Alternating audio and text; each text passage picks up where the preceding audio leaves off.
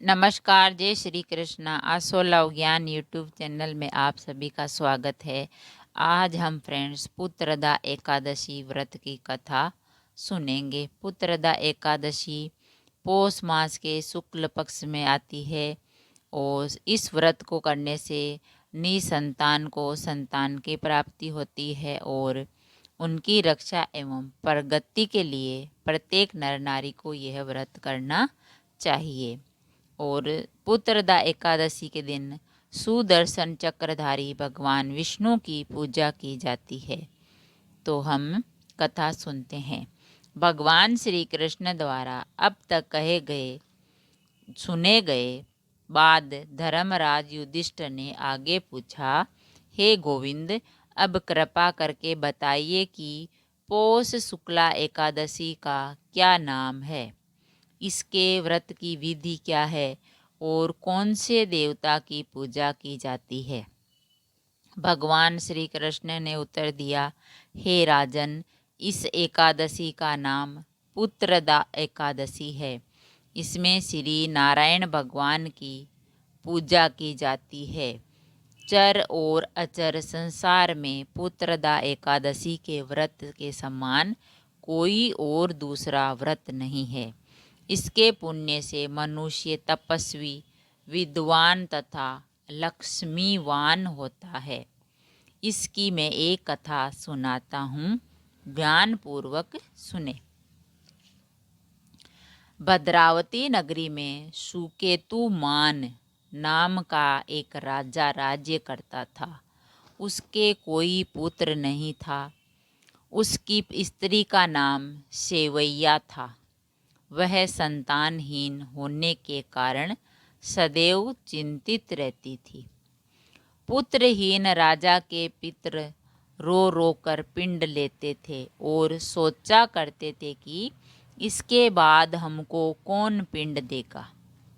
राजा पुत्र न होने के कारण हर समय दुखी रहता था। उसे बंधु बांधव, धन, हाथी, घोड़े, राज्य तथा वैभव आदि सभी अर्थहीन प्रतीत होते थे।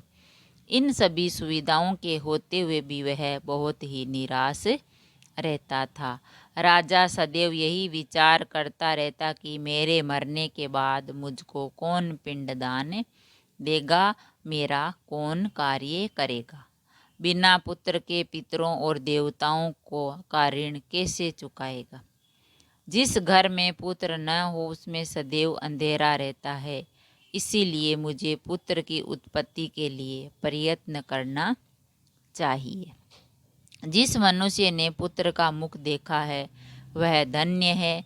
उसको इस लोक में यश और परलोक में शांति मिलती है, अर्थात उसके दोनों लोक सुधर जाते हैं। पूर्व जन्म के कर्म से ही इस जन्म में पुत्र धन प्राप्त होता है। राजा इसी प्रकार रात दिन सोचा करता और चिंतित रहता। राजा ने अपने शरीर को त्याग देने का विचार भी किया, परंतु आत्मघात को महान पाप समझकर उसने ऐसा नहीं किया।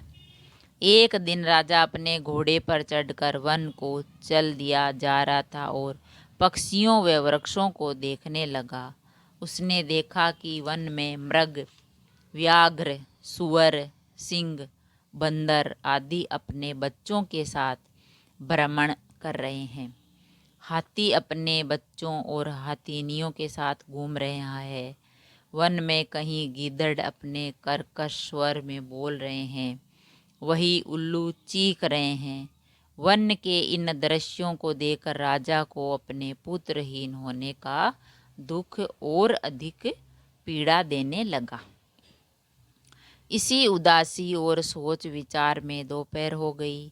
वह विचारने लगा कि मैंने कई यज्ञ किए, ब्राह्मणों को सुंदर भोजन तथा दान देकर तृप्त किया, फिर भी यह दुख मुझे क्यों प्राप्त हुआ है।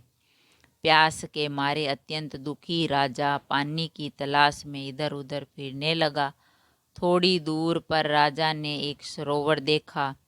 उस सरोवर में कमल खिल रहे थे तथा सारस, हंस, मगरमच्छ आदि विहार कर रहे थे। सरोवर के चारों तरफ मुनियों के आश्रम थे। उस समय राजा के दाहिने अंग फड़कने लगे। राजा शुभ शकुन समझकर घोड़े से उतरकर मुनियों को दंडवत करके उनके सामने बैठ गया, प्रणाम करके बैठ गया। राजा को देखकर मुनियों ने कहा, हे राजन, हम तुमसे अत्यंत प्रसन्न हैं। तुम इस जगह पर कैसे आए, बताओ। इस पर राजा ने मुनियों से उनका परिचय पूछा और फिर अपनी व्यथा बताई। मुनि बोले, हे राजन, पुत्र की इच्छा करने वाले को उत्तम संतान देने वाली पुत्रदा एकादशी होती है। हम लोग विश्वदेव हैं और इस सरोवर पर स्नान करने आए हैं। इस पर राजा बोला, हे मुनीश्वर, यदि आप मुझ पर प्रसन्न हो तो एक पुत्र का वरदान दीजिए। मुनि बोले, हे राजन, आज पुत्रदा एकादशी है, आप इसका व्रत करें। भगवान की कृपा से आपके अवश्य ही पुत्र होगा। मुनि के वचनों के अनुसार राजा ने उस दिन वही एकादशी का व्रत किया। वही द्वादशी को उसने व्रत का पारण किया और मुनियों को प्रणाम करके अपने महल को वापस चला आया। उसी मास रानी ने गर्भ धारण किया और 9 माह के बाद उसके एक उत्तम सुंदर पुत्र जन्मा, जो बड़ा होकर अत्यंत वीर, यशस्वी और प्रजापालक चक्रवर्ती सम्राट बना। भगवान श्री कृष्ण बोले, हे राजन, पुत्र प्राप्ति के लिए पुत्रदा एकादशी का व्रत करना चाहिए। इस व्रत के करने वाले यशस्वी और पितृभक्त पुत्र तो पाते ही हैं। इसके महात्म्य का श्रवण करने मात्र से ही मनुष्य सुंदर संतान और मोक्ष की प्राप्ति करते हैं। तो फ्रेंड्स, हमने सुनी पौष मास की शुक्ल पक्ष की एकादशी, पुत्रदा एकादशी व्रत की कथा। इसके सुनने मात्र से ही हमारा जो है जीवन वो मोक्ष प्राप्ति होता है और इसका व्रत करने और कथा सुनने, पूजन करने से पुत्र की प्राप्ति होती है और इस व्रत को करने से पुत्र यशस्वी और पितृभक्ति पुत्र पैदा होता है। इसीलिए इस व्रत को करना चाहिए। अगर कहानी पसंद आई तो लाइक और शेयर करें। ऐसी ही कहानी और कथा सुनने के लिए चैनल को सब्सक्राइब करें। थैंक यू, धन्यवाद।